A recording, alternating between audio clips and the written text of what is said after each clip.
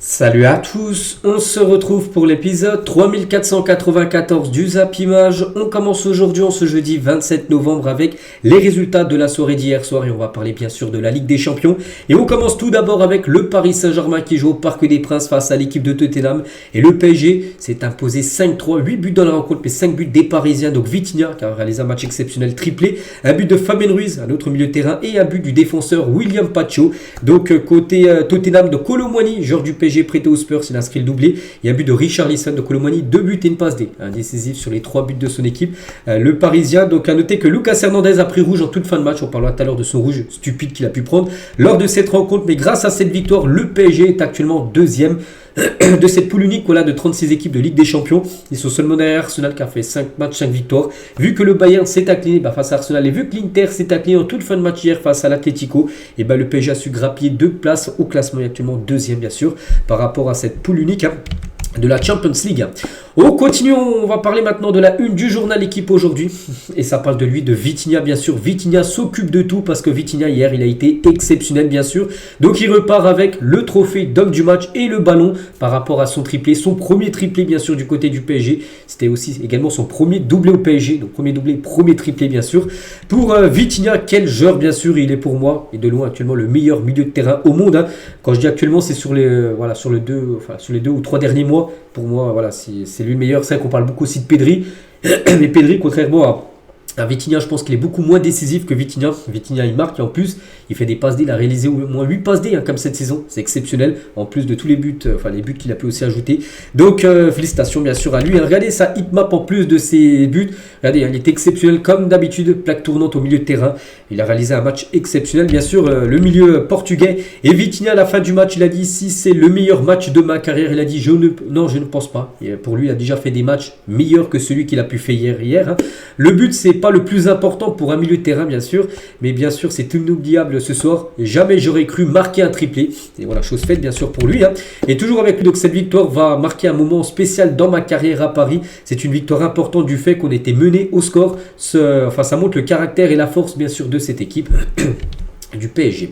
Et toujours avec Vitinha, donc le journaliste lui aussi, est-ce qu'il a son prime, est-ce qu'il a son meilleur niveau? Il a dit non, le meilleur reste à venir. Il sait qu'il peut encore progresser par rapport à ce qu'il montre actuellement. Voilà. Donc déjà, il met la barre très très haute et pour lui, il peut faire encore mieux tout simplement. Vitinha aussi a été questionné sur Marquinhos qui a disputé son 500e match du côté du PSG. On parlera juste après. C'est clairement la plus grande légende du PSG, donc on est d'accord. Un 500 matchs, et bien sûr le joueur le plus capé de l'histoire du PSG pour Vitinha. C'est une légende totale, la plus grande légende même du PSG. Marquinhos. Toujours sur Vitinha, Thomas Frank, donc le coach de Tottenham, il a dit Vitinha le meilleur milieu de terrain du monde. Il va remporter le prochain ballon d'or. Bon, ça on verra bien sûr, parce qu'on verra déjà ce que ça donnera avec le PSG. Pour l'instant, c'est bien sûr très bon ce qu'il fait. Après, n'oubliez pas qu'il y aura la Coupe du Monde. Après, il joue avec le Portugal. C'est une équipe pour moi que je mets parmi les favoris comme le Portugal. Donc oui, s'il réalise un gros mondial, une belle année avec le PSG, il pourra prétendre bien sûr à bien figurer. N'oubliez pas qu'il a fini quand même 3e au dernier ballon d'or. Donc oui, c'est un joueur qui peut... de ce qu'il montre actuellement, il est sur la lancée de ce qu'il avait pu faire saison dernière. Et Nicolas Villas, quelqu'un qui travaille sur l'équipe du soir, il a comparé la doublette Neves-Vitinha, c'est Xavi Iniesta. C'est vrai que Xavi Iniesta à l'époque, c'est les légendes bien sûr du côté du Barça, c'était la barre très haute. Mais c'est vrai que Neves et Vitinha, actuellement les gars, on a l'impression de revoir Xavi Iniesta à l'époque du côté du grand FC Barcelone. On continue, on va parler cette fois-ci de Marquinhos, son 500e match du côté du PSG. C'est le joueur bien sûr le plus capé de l'histoire du club. Donc une Ligue des Champions remportée, une Super Coupe d'Europe, 10 fois la Ligue 1 remportée, c'est exceptionnel. 8 Coupes de France, 6 Coupes de la Ligue et 9 trophées des champions. Donc 500 matchs du côté du Paris Saint-Germain bien sûr pour Marquinhos. Il a reçu une médaille bien sûr par rapport à ces 500 matchs qu'il a pu réaliser du côté de Paris. Et Marquinhos il a dit, on est une équipe qui ne lâche rien. Gagner aujourd'hui me tenait à cœur, un 500e match avec le PSG. Voilà, pour lui c'était important de gagner bien sûr. Parce que c'était soit un match symbolique, la barre des 500, un match disputé du côté de Paris. On continue cette fois-ci avec Luis Enrique en conférence de presse, le coach parisien. Donc tout d'abord, il n'a pas apprécié le carton rouge et le geste de Lucas Hernandez. Alors toute fin de match, le score était plié. Et Hernandez, un duel avec Xavi Simons, il lui met un gros coup de coude, c'est rouge direct. Voilà. Donc l'arbitre n'a pas vu. La VAR, bien sûr, a appelé l'arbitre et logiquement, il n'y a rien à dire les gars, logiquement, c'est rouge pour Lucas Hernandez, mais il n'a pas du tout apprécié ça, bien sûr.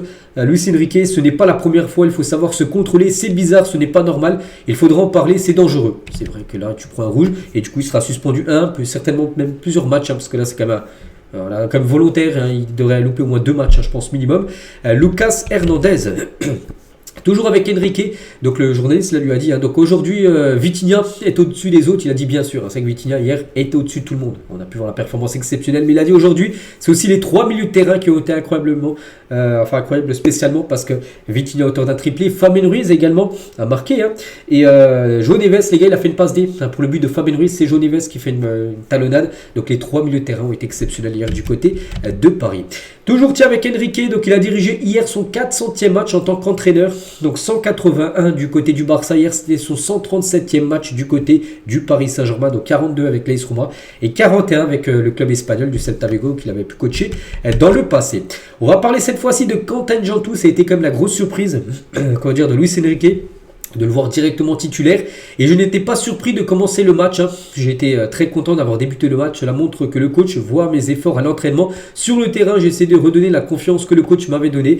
Donc par rapport à son match, oui, sa performance, donc j'ai regardé bien sûr le match entier. Bon, il a fait une passe D, oui, pour le but de Vitinha, le but de l'égalisation, voilà, mais pour moi, voilà, c'est quand même, voilà, je pense pas qu'il a le niveau pour l'instant de commencer en Ligue des Champions. Bon, Enrique a voulu le mettre titulaire, tant mieux, mais voilà, je pense qu'il a pas assez d'impact, hein, bien sûr, face à une équipe comme Tottenham ou des autres équipes européennes. Là, c'est le très très haut niveau, et je pense que voilà, le mieux pour lui, c'est jouer peut-être 10-15 minutes par match, mais voilà, être titulaire, je pense que c'est encore trop juste, hein, pour Quentin Jantou, mais bon, tant mieux, il a pu jouer pour la première fois titulaire un match du côté de Paris en Champions League. On peut parler aussi de Bradley Barcola. C'est vrai que Quentin Jantou, je l'ai trouvé plutôt moyen hier. Barcola, pareil, hein, Barcola, les gars, c'est quand même très moyen. C'est vrai qu'il est tout le temps titulaire parce qu'il y a pas mal de blessés. On sait que bon, Dembélé il est revenu. Doué c'est toujours absent. Bon, Barcola il a du temps de jeu, mais c'est vrai qu'il continue à jouer, il continue même à avoir des occasions dans les matchs, il ne marque pas. Il n'a plus marqué depuis 12 matchs en Ligue des Champions. Son dernier but remonte au 19 février dernier, c'était face à Brest, le dernier but qu'il a pu inscrire en LDC. Voilà, il s'est encore créé bien sûr quelques occasions qu'il a pas réussi bien sûr à mettre au fond.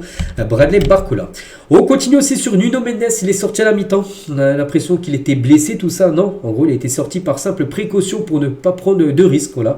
À noter que s'il prenait jaune hier, il était suspendu pour le prochain match aussi. C'est peut-être pour ça aussi que Luis Enrique l'a fait sortir. Bon, il n'a pas pris de jaune en première mi-temps. Il l'a fait sortir comme ça. Il sera disponible pour le prochain match, bien sûr, de Paris qui sera du côté de Bilbao dans 2 semaines. Record aussi pour cette équipe parisienne. Donc le PSG est devenu hier le club ayant le plus de victoires dans l'histoire de la Ligue des Champions sur une année civile. 13e victoire pour les Parisiens. Le précédent record a été détenu par le Bayern Munich en 2001 et le Real Madrid en 2014 avec 12 victoires sur l'année civile, donc de janvier à décembre. Et là, le PSG est à 13 victoires depuis janvier. En gros, il reste encore, je crois, un match sur cette année. Il reste 3 journées, donc je ne sais plus si déjà sûr, il y a une journée dans 2 semaines, mais après je crois que les 2 autres journées seront sur 2026, donc le PSG peut monter son total à 14 victoires, et le record était 12, hein, donc là c'est déjà un record, ils peuvent même l'améliorer d'une victoire s'ils gagnent à Bilbao dans 2 semaines. On continue les gars, on va parler de Lucas Chevalier, voilà, donc tout à l'heure j'ai dit des joueurs moyens, donc j'ai dit Quentin Jantou, pour moi c'était un peu limite, Barcola il n'a pas été bon, et Chevalier les gars, Chevalier n'a pas été bon, quand même. Sur le premier but, je ne sais pas si c'est le fautif, mais c'est sur le deuxième. Il sort très mal. Et le troisième, face à face, il prend le but direct. C'est vrai que non, un gardien, tu peux faire de temps en temps des arrêts, tout ça. Non, quand il y a une frappe, on a l'impression que ça fait but à chaque fois. Et c'est problématique. Et Walid Acharchour, il a dit, hein, donc il allume encore le gardien du PSG après son match face à Tottenham. Chevalier, plus ça avance, plus ça pue le flop, c'est vrai. Donc il n'inspire aucune peur à l'adversaire, mais la peur à tous ses supporters et coéquipiers, c'est vrai. Une frappe, un but, c'est un problème. Voilà, parce que si un gardien n'est jamais décisif, oui, c'est un face-à-face avec Kolo Muani, hein, sur je crois le 3e but, où c'est Vitinha même qui la perd. Hein. C'est que Vitinha, un coup, il a perdu un peu le ballon, ça a amené un but juste après, mais face-à-face, il prend le but direct. Voilà, que des gardiens, des fois, ils arrivent quand même à faire des arrêts. Donc c'est ça quand même qui est problématique, parce que là, c'est un match de poule. Paris a réussi quand même à marquer 5 buts, mais imaginez, Paris aurait perdu le match hier. Il aurait été encore plus pointé du doigt, bien sûr, Chevalier, parce que les performances ne sont pas bonnes. Hein. Voilà. Pour moi, je continue à le dire, les gars, je l'avais dit même avant que Donnarumma parte. Pour moi, c'est une erreur d'avoir laissé partir Donnarumma pour faire venir Chevalier. Il aurait pu venir un Chevalier, mais après, tu aurais ramené de la concurrence avec Donnarumma. Pour moi, Safonov devrait, lors d'un prochain match, commencer titulaire pour remettre un peu en question Chevalier, parce que pour moi, il n'est pas à la hauteur actuellement.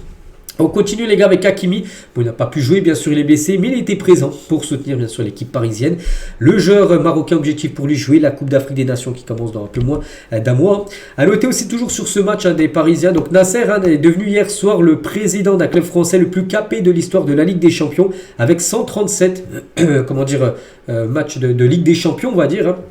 le président du PSG, devant Jean-Michel Aulas et ses 136 caps avec l'Olympique Lyonnais en tant que président, bien sûr, de l'Olympique Lyonnais. Toujours sur cette rencontre, on peut parler aussi des joueurs, des ex-joueurs parisiens qui marquent contre le PSG. C'est que depuis 2020, il y a eu quand même, le PSG a encaissé quand même 8 buts par un de ses anciens joueurs en LDC. Donc Colomani, hier, il marque le doublé. Un doublé, une passe D face à Paris. N'oublie pas qu'il appartient à Paris. Kingsley Coman, on se souvient en 2020, il avait été buteur en finale de Ligue des Champions face à l'équipe du PSG. Son club où il a été formé. Nkunku aussi, il avait marqué un coup avec Leipzig face au PSG. Et Choupo-Moting aussi, un coup, il avait marqué, je crois, même un doublé face au PSG. Alors qu'à l'époque, il jouait du côté de Paris. Hier, du coup, c'est Randal Colomani, les gars. Et c'est vrai que Colomani, les gars, c'est 4 buts et 2 passes D en 6 matchs face au PSG au Parc des Princes. Donc, avec, bien sûr, l'équipe de Tottenham, mais aussi avec ses anciens clubs, par exemple, comme Nantes. À l'époque, il jouait à Nantes. Donc, il est venu quelques fois jouer à Paris.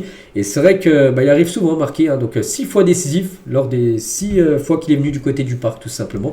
Randal Colomani, et une belle note quand même pour l'attaquant français, note de 8 sur 10 par rapport à sa performance, et Vitinha de 9 sur 10, je trouve que c'est plutôt logique. Peut-être qu'il y en a qui auraient dit 10 sur 10 sur la pour Vitinha, mais 9 par rapport peut-être à sa perte de balle, qui a mené un but de Randal Colomani, mais bon, 9 ou 10, de toute façon lui je pense qu'il s'en fiche bien sûr. Le plus important est la victoire de son équipe. On peut parler également de Richarlison qui adore les équipes de Ligue 1. La preuve, les gars, il a inscrit 3 buts en Ligue des Champions dans sa carrière, donc un contre le PSG hier, et un doublé contre l'Olympique de Marseille. Il a marqué seulement 3 buts, donc les 3 ont été inscrits contre des équipes françaises. On peut parler aussi de Archie Gray, donc un joueur de Tottenham, les gars, donc ils sont sans contexte la meilleure équipe d'Europe actuellement. Voilà, pour lui, il dit que voilà, tout simplement le PSG est la meilleure équipe d'Europe. Voilà. Après, est-ce que c'est la meilleure équipe d'Europe actuellement? J'en sais rien, parce qu'il y a quand même aussi des équipes quand même qui sont redoutables. Je pense à Arsenal, je pense au Bayern, mais en tout cas, bien sûr, un Paris actuellement très bien classé, un premier de Ligue 1, deuxième en Ligue des Champions. Le début de saison est très bon. Donc voilà tout ce qu'il y a à dire sur ce Paris Saint-Germain Tottenham. Donc victoire parfait bien sûr pour les Parisiens. Et à noter que la Youth League, donc les jeunes, les gars, pratiquement le même résultat. Donc 5-2. Donc il y a eu 5-3 pour les seniors et 5-2 pour l'équipe U19. Donc il y a aussi 10 buts quand même pour les deux équipes de Paris face à Tottenham. Donc là aussi belle victoire bien sûr pour les jeunes parisiens qui montent du coup à la 8e place de ce classement de la Youth League pour se qualifier pour la suite de la compétition. Et toujours tiens avec la Youth League et une autre équipe française à Monaco. Je joue contre l'équipe de Paphos. C'était en Chypre je crois. Et 3-0 pour l'AS Monaco. Là pour les jeunes U19 bien sûr. Parce que là, cette fois-ci, on va parler des seniors. Et les seniors, eux, ont fait 2 partout face à l'équipe de Paphos, l'équipe de David Luiz. C'est dommage, parce que menait quand même 2-1 jusqu'à la 87e minute de jeu. Donc, Minamino et Balogun ont été les 2 buteurs avant que Salisu égalise, mais contre son camp. Voilà, donc après, il n'a pas de chance, bien sûr. Mais voilà, partage des points entre ces deux équipes. Donc, Coralinti, bien sûr, cette équipe de l'AS Monaco qui s'est incliné il y a quelques jours 4-1 face à Rennes. Là, il perd, enfin, c'est pas qu'il perd, mais 2 partout. Là, il fallait prendre des points, surtout qu'ils avancent pas en Ligue des Champions, seulement 6 points Monaco. Donc, c'est vrai que c'est pas fou. Donc Mohamed Salisu a été élu homme du match. Pourtant il a marqué contre son camp, mais c'est lui qui a été élu le meilleur joueur de cette rencontre contre l'équipe de Paphos. Et à noter que Pogba n'a pas joué. C'est que Pogagnoli, je trouve il s'appelle le coach de Monaco, il n'a pas fait jouer. Il avait fait jouer contre Rennes il y a quelques jours où ils avaient perdu 4-1, mais il avait joué 10 bonnes minutes. Il a laissé sur le banc tout le match. C'est dommage, Pogba, je pense, aurait mérité au moins de jouer 10 minutes encore dans ce match. Parce que vu ce qu'il a montré à Rennes, je pense qu'il aurait pu être utile en fin de match, bien sûr, lors de cette rencontre de Champions League. On peut parler aussi de David Luiz qui a été buteur. Regardez, il a marqué à la 18e minute de jeu, l'ancien Parisien, l'ancien joueur de Chelsea par exemple. Et David Luiz, les gars, est devenu hier à 38 ans et 218 jours le deuxième buteur le plus âgé de l'histoire de la Ligue des Champions. Donc félicitations à lui. Donc juste derrière Pep, donc le défenseur, enfin ex-défenseur par exemple du Real, lui a 40 ans et 290 jours, il avait marqué avec l'équipe de Porto. Voilà, lui c'est le plus vieux buteur de l'histoire de la LDC et lui c'est le deuxième plus vieux buteur de l'histoire de la Ligue des Champions, David Luiz. Et cette équipe de Paphos, c'est pas mal, n'oubliez pas, c'est la première fois qu'ils sont qualifiés en Ligue des Champions. Bon, c'est vrai qu'ils ont fait quand même 3 matchs nuls. C'est vrai que les nuls, t'avances pas trop, mais seulement une défaite. Une défaite sur leurs 5 premiers matchs de leur histoire de la Ligue des Champions. Une victoire pour cette équipe qui actuellement, du coup, ça fait combien 6 points. Voilà, même nombre de points que Marseille ou même Monaco. 2 autres équipes françaises. On continue les gars, on va parler cette fois-ci du Real Madrid qui jouait du côté de l'Olympiakos. Donc là ça a été festival, enfin festival de buts parce qu'il y a eu 7 buts dans la rencontre. Et le Real Madrid s'est imposé 4-3 face à l'Olympiakos. Et surtout un très grand Kylian Mbappé auteur des 4 buts du côté du Real Madrid, quadruplé pour l'attaquant Kylian Mbappé au mérite. Donc voilà, match exceptionnel de sa part. Donc un peu comme Vitinha, il est reparti avec le trophée d'homme du match bien sûr. Et le ballon bien sûr par rapport à son triplé, même son quadruplé qu'il a pu marquer. Et c'est vrai que voilà, 22e, 24e, 29e et 60e. Son niveau est affolant bien sûr à Kylian et surtout sur ses 3 premiers buts 22, 24, 29 et ben Mbappé a inscrit le deuxième triplé le plus rapide de l'histoire de la Ligue des Champions derrière celui de Salah face aux Glasgow Rangers en 6 minutes 12 secondes. Il a marqué 3 buts à Salah et ben Mbappé face à l'Olympiakos il lui a fallu entre 6 minutes et 42 secondes où il a marqué les 3 premiers buts bien sûr côté Real Madrid. Voilà, donc c'est le deuxième triplé le plus rapide de l'histoire de la Ligue des Champions et le troisième c'est Gomis avec Lyon face à Zagreb, ça a été en 8 minutes et 49 secondes. Toujours avec Kylian les gars, c'est qu'il enchaîne les buts du côté de la Champions League. L'Olympiakos c'est 4 buts, Kairat Almaty c'est un triplé, contre Monaco ça va être un double, contre Marseille désolé, tiens Monaco ils vont les affronter là dans quelques semaines, mais contre Marseille ça va être un doublé, on se souvient un doublé sur penalty. Donc voilà, il y a seulement la Juve et Liverpool, c'est qu'il y en a qui vont se dire voilà contre les équipes voilà, peut-être moins forte, l'Olympiakos, Kairat, peut-être l'OM, et ben ils galèrent, mais contre les équipes peut-être un peu plus costauds, la Juve ou Liverpool, ben, ils n'arrivent pas à marquer Kylian. Voilà, parce que les stats, bien sûr, ne montent pas. Mais en tout cas, les gars, c'est lui le meilleur buteur actuellement de la Ligue des Champions. Il a déjà 9 buts, Kylian Mbappé. Donc aussi même deuxième à Londres ou même Harry Kane. Donc personne n'a marqué. Voilà, personne n'a marqué, à part Kylian, il en a marqué 4. Voilà, sur les 4 meilleurs buteurs, bien sûr, actuellement de la Ligue des Champions. Et Mbappé, les gars, il a déjà battu son record de buts sur une saison de Ligue des Champions. Ce record a été de 8 buts sur une saison complète. Voilà, jusqu'à la dernière match de Ligue des Champions, une saison qu'il a pu jouer. Là, il est déjà 9, alors qu'il lui reste encore. Il lui reste encore 3 matchs de poule. Puis après, voilà, ça se dépend s'il passe par les 16e, les 8e, quart, demi, tout ça. Donc on pense qu'il peut remarquer encore des buts. Donc il est déjà à 9, c'est déjà son record. Donc on pense qu'il peut faire une saison exceptionnelle, bien sûr, Kylian Mbappé.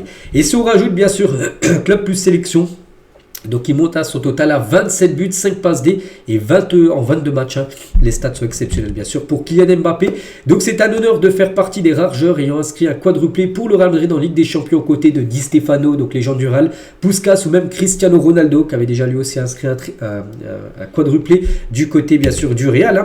Donc j'ai vu ce qui a été dit cette semaine sur les tensions qu'il y avait du côté du Real entre le coach et certains joueurs. C'est normal dans un club comme le Real Madrid que ça parle. Il a dit nous sommes tous unis, nous essayons tous de faire ce qu'il y a de mieux pour le Real Madrid, pour le club. Il faut protéger bien sûr le coach. Et Mbappé a parlé de Vini Junior. Il a dit pour un latéral droit, c'est un cauchemar de jeu contre Vini Junior pendant 90 minutes de jeu. Il a été incroyable hier. Il est exceptionnel. Et nous avons de la chance de l'avoir. Parce que oui, Mbappé, on parle bien sûr de son quadruplé. Mais Vini a été auteur de 2 passes décisives pour 2 buts de Kylian Mbappé. Donc ça a très bien marché, bien sûr. La connexion brésilienne-française hier lors de ce match. Et notez que Vini, les gars, avec ses 2 nouvelles passes D, il a désormais autant de passes décisives, 27 que Karim Benzema en Ligue des Champions avec le Real. Donc Benzema, c'est 27 aussi passes D. Et Vini est également à 27 avec le Real. Donc il n'est plus qu'à 4 passes décisives de Cristiano Ronaldo. 31 passes D, le meilleur passeur de l'histoire du club bien sûr, en Ligue des Champions du côté du Real. On peut parler aussi d'Eduardo Camavinga sur des problèmes dans le vestiaire du Real. Donc lui il a dit, c'est surtout la presse qui parle. Je vois un vestiaire plus uni que jamais. Nous ferons tout pour gagner et aider le patron. Donc le patron c'est bien sûr le coach. Donc lui il dit qu'il n'y a pas de problème, il n'y a pas de tension entre quelques joueurs et le coach. Il dit que ça va bien. Et c'est vrai que l'ambiance, d'après Edu Aguirre, donc c'est un journaliste espagnol qui suit énormément le Real, dit que l'ambiance au Real Madrid va mieux. Xabi Alonso a eu des réunions avec plusieurs joueurs au cours des 2 derniers jours. L'équipe a apprécié. Il s'agissait de petites discussions avec des groupes de 3 ou 4 joueurs afin de mieux se connaître et de mieux comprendre les joueurs. Voilà, parce qu'on sait qu'il y avait quand même des tensions. On va pas se mentir, même si les joueurs disent qu'il n'y a pas de tension. C'est pour pas parler, pour pas que la presse en reparle encore plus. On peut voir qu'il y a eu des réunions quand même entre Xabi Alonso et certains joueurs pour apaiser bien sûr peut-être les tensions qu'il y avait ces dernières semaines. Toujours avec le Real Madrid, on peut parler aussi de Ferland Mendy parce qu'hier il a commencé titulaire au poste de latéral gauche. Il n'avait plus joué les gars, titulaire depuis le 12 mars dernier. Bon après il a été longtemps blessé bien sûr Mendy. Voilà, mars son dernier match titulaire et là il a pu jouer titulaire hier lors de cette rencontre. Et pour revenir sur Kylian Mbappé, donc on a parlé bien sûr exceptionnel, déjà plus de 27 buts marqués en 22 matchs. Et Mbappé les gars est nommé quand même pour la 4e fois de suite pour le trophée de meilleur joueur de Liga. La liste des 5 nommés pour le mois de novembre, donc depuis le mois d'août, août, septembre, octobre et novembre. À chaque fois, il est parmi les 5 nommés, donc il a remporté le prix pour le mois de septembre et octobre. Voilà, les 2 derniers mois, il les a remportés. Le mois d'août, ça va être Nicolas Pepe qui l'a remporté, donc il peut peut-être remporter 3 fois le prix du meilleur joueur sur les 3 fois d'affilée, parce qu'on a le choix entre lui, Lamine Yamal aussi peut le remporter, Gérard Moreno, Oyarzabal et Griezmann. Voilà, donc on connaîtra là d'ici quelques jours qui sera élu meilleur joueur du mois de novembre du côté de la Liga. Toujours sur le match contre l'Olympiakos, bien sûr, on peut parler aussi du Marocain Ayoub El Kabi. Donc face aux grandes équipes cette saison, bien sûr. Donc il avait marqué un but contre le Barça, vous avez perdu 6-1. Et lui, il avait marqué côté l'Olympiakos. Et contre le Real hier, il a été buteur et passeur dès l'attaquant marocain. Donc félicitations à lui.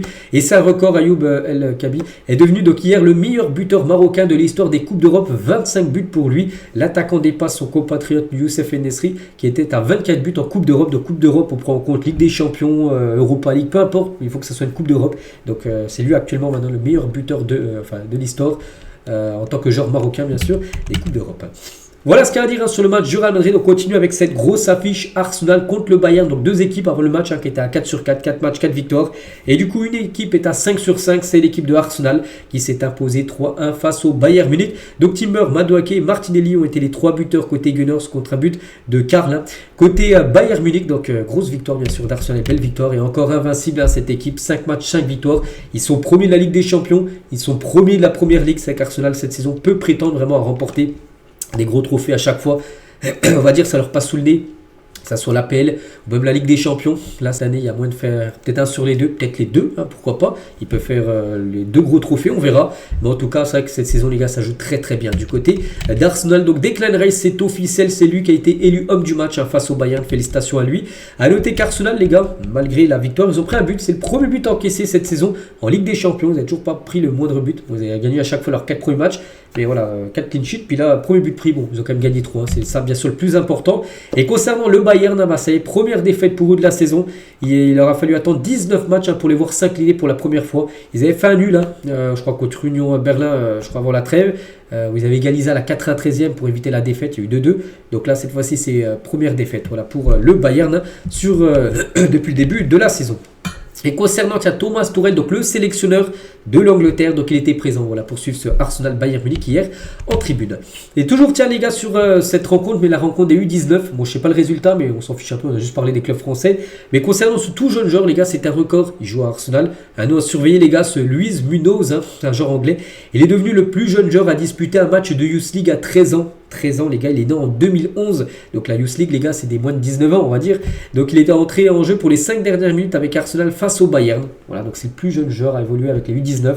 Donc un nom à surveiller bien sûr, ce Luis Munoz qu'on verra peut-être dans quelques années.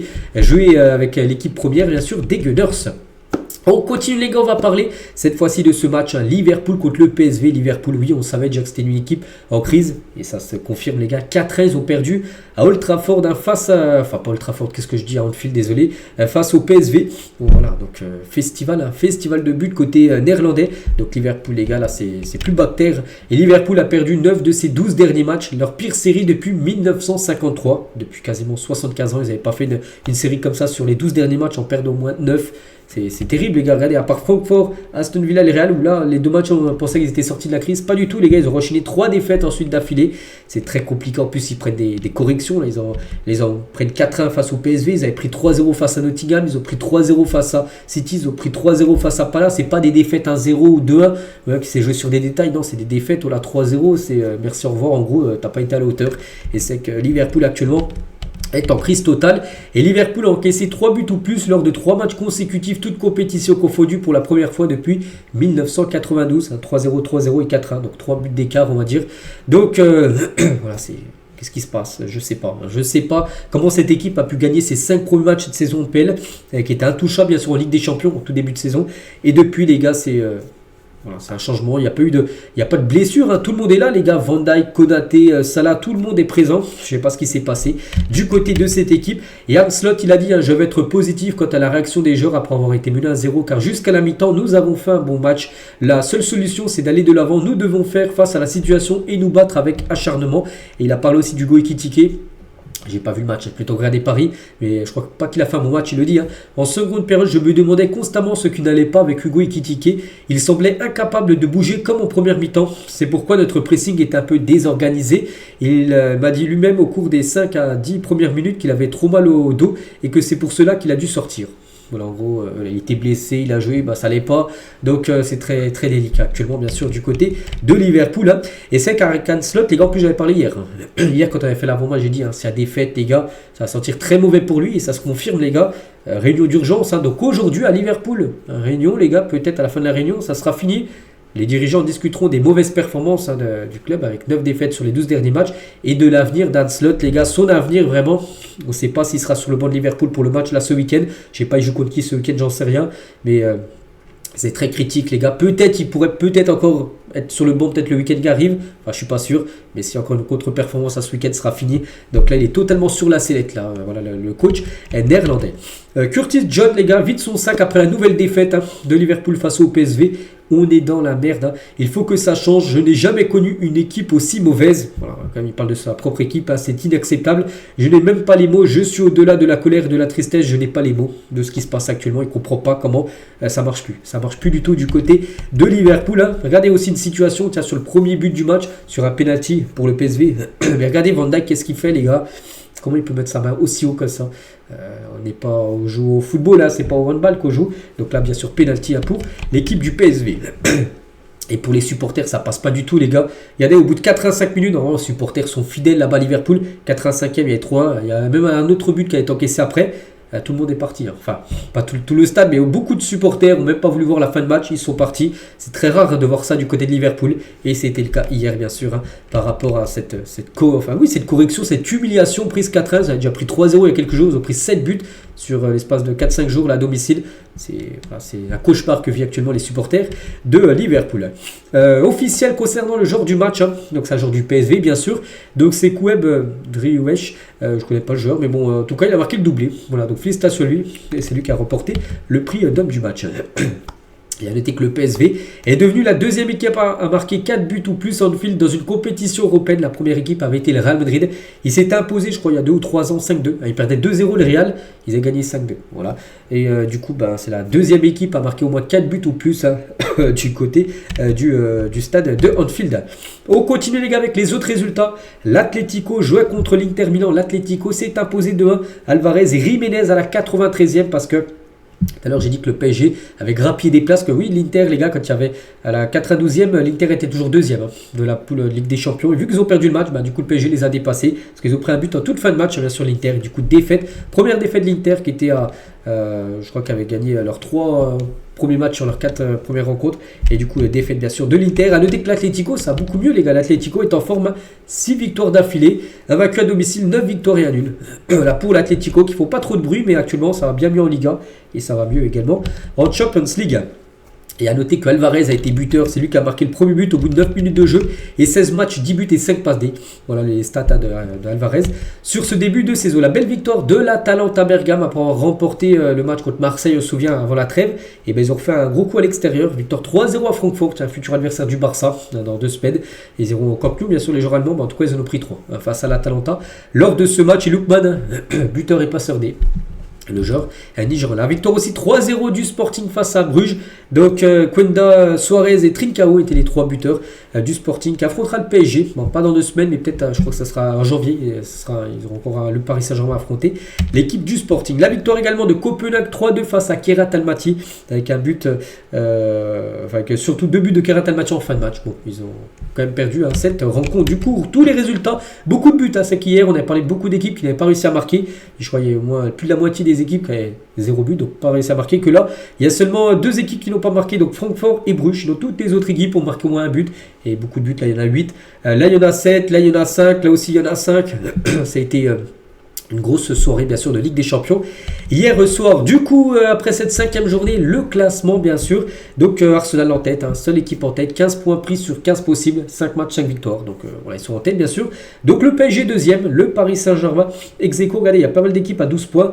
Donc 12 points pour le Bayern, le PSG bien sûr, l'Inter et le Real. Donc après ça se joue à la différence de but et le PSG avec plus 11 bien sûr. N'oubliez pas qu'ils ont gagné 7-2 face à Leverkusen, hier ils ont gagné 5-3. Donc en différence de but, voilà, c'est très important. Tu peux gagner des places vraiment énormément. Différence de but qui sera très important. Donc voilà, le PSG deuxième, comme si le PSG pourrait être 5e bien sûr, s'ils auraient une bonne différence de but. Donc au sein du club français, donc Marseille est 21e et Monaco est 23e. Voilà. Donc voilà, concernant Marseille, juste par rapport aussi différence de but, donc Marseille avec plus 2 et 21e. Et après, regardez, ils peuvent être éliminés s'ils sont à la 25e position. Qu'à Union Saint-Gilloise, qui a également 6 points, mais avec moins 7 en différence de but, donc ils sont très loin bien sûr derrière Marseille. Et tiens, en parlant de Marseille, Leur prochain match sera Union Saint-Gilloise, parce que regardez le programme pour les équipes françaises dans 2 semaines. Donc le PSG ira du côté de Bilbao, donc l'OM ira du côté de Union Saint-Gilloise et Monaco recevra le Galatasaray. Voilà pour les 3 équipes françaises pour la prochaine journée qui se jouera, comme je dis, dans 2 semaines. Je crois que ça sera la dernière journée sur cette année, les 2 dernières journées après, parce qu'il y a 8 matchs en tout, se joueront, ça sera en janvier prochain. Concernant le meilleur joueur de la semaine de Ligue des Champions, il y a des joueurs qu'on se doute un peu. Mbappé avec son quadruplé figure bien sûr parmi les 4. Vitinha aussi, bien sûr. Il y a aussi Aubameyang avec son doublé et Guirassy également qui a inscrit un doublé. Bon, je pense que ça va se jouer entre Mbappé et Vitinha. Bon, Mbappé l'a souvent remporté esprit. J'espère que ce sera Vitinha qui le remporte. Pour moi, il le mérite, les gars. Il est en milieu de terrain, c'est rare. Regardez, les 3 autres sont des attaquants, lui, les milieux de terrain quand même. J'espère, malgré qu'Mbappé a marqué plus de buts, il a marqué un but de plus que Vitinha, j'espère que Vitinha remportera le prix du meilleur joueur de la semaine, bien sûr, en Ligue des Champions. Il le mérite totalement. On peut parler d'Aubameyang, auteur d'un doublé, bien sûr, contre Newcastle. Et en tout cas, il a égalé avant-hier Thierry Henry en nombre de buts inscrits en Coupe d'Europe. 59 buts pour Aubameyang et 59 buts pour Henry. Coupe d'Europe, bien sûr, donc Ligue des Champions, Europa League, tout ça confondu. Et Aubameyang, les gars, cette saison, avec Marseille en Coupe d'Europe avec l'OM, c'est 20 matchs, 15 buts, 6 passes D. Donc les stats sont quand même incroyables avec l'OM. Toute compétition confondue, c'est 67 matchs, 38 buts et 19 passes D. Les stats sont très très bonnes pour Aubameyang du côté de l'équipe marseillaise. Et on finit, les gars, cet épisode aujourd'hui. N'oubliez pas qu'il y a encore de la Coupe d'Europe aujourd'hui, l'Europa League et l'Europa Conference League, le programme. Donc tout d'abord en Europa League. Donc voici toutes les rencontres, donc les clubs français. Donc Lille là reçoit l'équipe du Dynamo, il va falloir gagner. Pour Lille, je crois qu'elle avait enchaîné 2 défaites lors des 2 derniers matchs. Il faut retrouver la victoire. Donc Nice, ça se déplace à Porto. Déplacement très compliqué, bien sûr, pour Nice qui est déjà quasiment éliminé. Et l'équipe de Lyon se déplace à Tel Aviv, voilà, pour son match ce soir. Donc bonne chance, bien sûr, aux équipes françaises. Et concernant la seule équipe en Europa Conference League, donc c'est Strasbourg. Donc Strasbourg reçoit Crystal Palace, donc énorme match. Palace, on sait que c'est le gros morceau du côté de l'Europa Conference League. Donc Strasbourg les reçoit ce soir à 21h. Donc voilà ce qu'il y avait à dire aujourd'hui. J'espère que ça vous a plu. On se retrouve nous demain, bien sûr. On fera le débrief des matchs, bien sûr, du soir en Coupe d'Europe à y jouer. Je vous souhaite une très bonne journée et à demain.